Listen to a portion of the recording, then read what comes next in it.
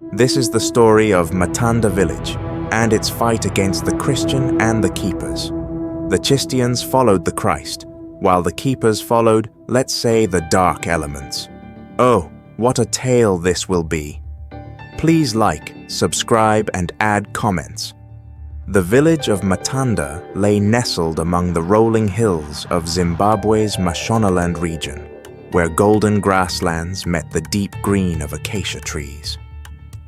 Life here moved slowly, guided by the rising and setting sun. But something had changed in recent weeks, and the air grew heavy with unease. People whispered of strange occurrences, livestock vanishing from their pens, eerie sounds echoing through the hills at night, and shadows that seemed to move when no one was looking. The villagers avoided the forest, fearing the tales of spirits and curses passed down through generations. The police were called to investigate, but they found nothing. Although the police were not bribed, so it was a very loose search. It soon became news story, but the story ended very quickly when the COVID hit. That is as big as it would become. But in the heart of the village lived Nyasha, a 27-year-old teacher whose sharp wit and relentless curiosity had earned her equal parts admiration and irritation among her neighbors. Unlike many, she refused to believe in the supernatural explanations offered by the elders. It was all a load of crap, she told herself. There must be a logical reason for all of this, Nyasha insisted during a meeting in the village square. Surely God will bless these things that we fight against, whether they are spiritual or from our bodies. You will not fear the terror of night, nor the arrow that flies by day, nor the pestilence that stalks in the darkness, nor the plague that destroys at midday. Psalm 91, 5-6. It is not for us to understand, retorted Babambare, the eldest in the village. The spirits are angry, they demand respect, and we have forgotten the old ways. The crowd murmured their agreement, but Nyasha clenched her fists in frustration. She couldn't shake the feeling that something more tangible lay behind the growing tension. It was on a Thursday morning that the unease turned to panic. Tendai, a local herder, had not returned from his evening rounds. His wife, Tariro, arrived at Nyasha's door in tears, clutching her infant daughter. "Nyasha, please," she begged. "You're the only one who can help. The others are too afraid to go near the forest." Nyasha hesitated. She had always prided herself on her courage, but the idea of venturing into the dense, forbidding woods sent a chill down her spine. Still, she couldn't refuse Tariro's desperate plea. "I'll go," she said firmly, "but I'll need help." To her surprise, 2 volunteers stepped forward. Chipo, a bold 18-year-old aspiring nurse, and Tawanda, a quiet but dependable farmer in his early 30s. "We leave at sunrise," Nyasha announced, her voice steady despite the apprehension gnawing at her. The forest was alive with sounds, rustling leaves, distant bird calls, and the occasional crack of a branch. The trio moved cautiously, their path illuminated by slivers of sunlight filtering through the canopy. "Why would Tendai come here alone?" Chipo asked, her voice barely above a whisper. "Maybe he didn't," Tawanda replied. "Maybe he was lured." Nyasha frowned but said nothing. She didn't want to admit that she'd been thinking the same thing.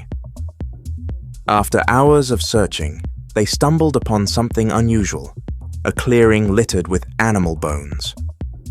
At the center was a crude structure made of twisted branches, adorned with feathers and beads. "What is this?" Chipo asked, her voice trembling. Nyasha knelt to examine the scene. "It looks like some kind of shrine," she said, her tone more curious than fearful. But Tawanda pointed to a set of tracks leading away from the clearing. "Human footprints," he said. Following the footprints, they discovered a hidden cabin deep in the woods. It was old and weather-beaten, its roof sagging under the weight of years. Nyasha's heart raced as they approached, the air around them growing colder. "Do you hear that?" Chipo asked, her voice barely audible. They paused, straining to listen. From within the cabin came a faint, rhythmic sound, like chanting. Nyasha motioned for them to stay quiet as she pushed the door open. Inside, the dim light revealed a scene that would be burned into their memories forever. Tendai sat bound to a chair, his head slumped forward. Surrounding him were strange symbols scrawled on the walls, their meaning incomprehensible, but deeply unsettling. Before Nyasha could move, Tendai's head snapped up, and his eyes locked onto hers. "Run!" he gasped. "They're coming!" The words were barely out of Tendai's mouth when the door slammed shut behind them. Heavy footsteps echoed outside, and a guttural voice called out in a language none of them recognized. "Get him out of here!" Nyasha shouted, untying Tendai's bonds as Tawanda and Chipo searched for another exit. A window at the back of the cabin provided their escape. One by one they climbed through, Tendai leaning heavily on Tawanda for support. As they fled, shadows moved through the trees, closing in on them. Nyasha glanced back and caught a glimpse of their pursuers, figures draped in tattered cloth, their faces obscured by animal masks. "Don't look back!" she shouted, her chest burning as she pushed herself to run faster. By the time they reached the edge of the forest, the masked figures had vanished, leaving only the memory of their presence. The group collapsed in the tall grass, gasping for air. "Tendai, what happened?" Nyasha demanded. He hesitated, his face pale and drenched in sweat. "I didn't believe the stories," he began.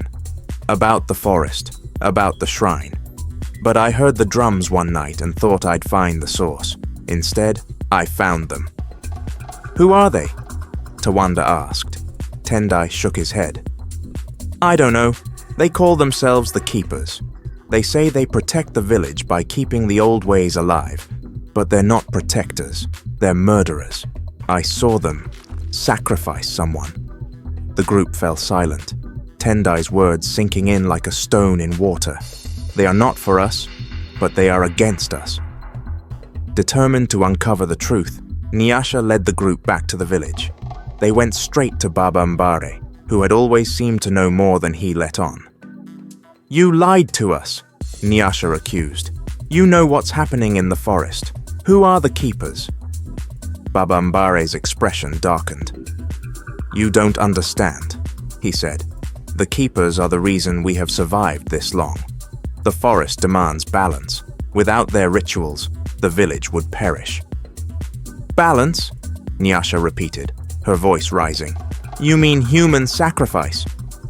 "It is not for us to question," Baba Mbare replied, his tone unyielding. Nyasha couldn't sleep that night. The pieces of the puzzle didn't fit, and she felt there was more to the story. As dawn broke, she decided to confront Baba Mbare one last time. But when she arrived at his hut, she found it empty.